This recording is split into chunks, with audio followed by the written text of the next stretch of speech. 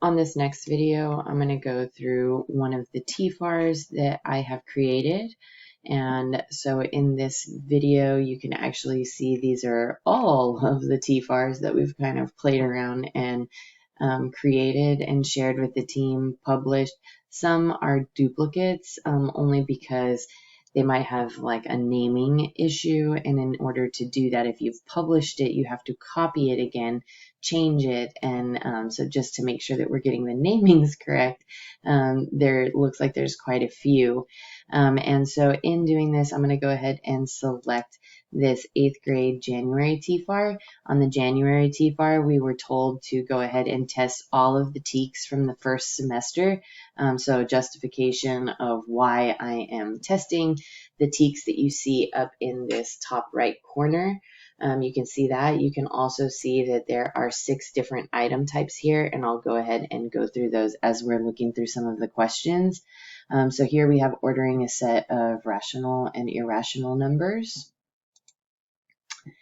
And next we have, and that would be a drag and drop sort of question. The next one that we have is a hotspot. And so looking at proportionality about running laps and the time that it takes.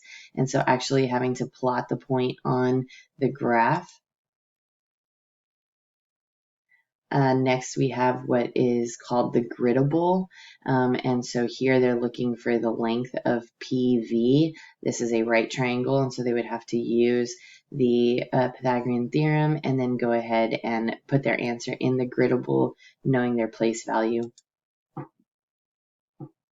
The fourth question here is just a simple multiple choice and identification of a function using, a vertical line test.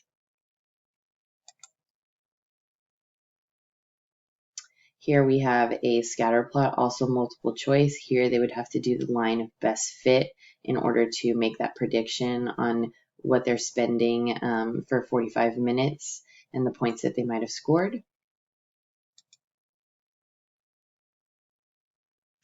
This one is called an equation editor. And so here they want to go ahead and write the equation of the situation that is represented. And so knowing how to use these different buttons right here in order to make a fraction, use a negative sign, input an exponent, go ahead and use some parentheses, a square root of some sort of number, and then of course using pi if it were involved in that question. Next, we have just finding a value that would make this equation true. There are x's on both sides of the equation, so having to plug in and make sure that they are equal in this one. Here, looking at what does not represent a linear function between x and y. So again, if they were to do a line of best fit here, and then use the vertical line test, they would see that C is not going to be the function there.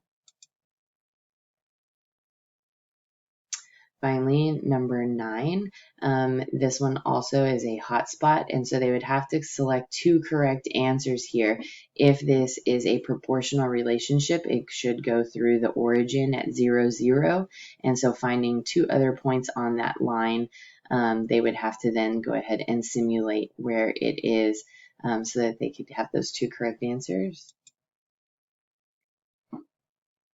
And then finally, another multiple choice here, and again, just representing the situation of the map of 2 inches and then its actual distance on the map of 60 miles, and really having to kind of come out with a table of sorts, right, to predict the rest of the points that that would be on that line.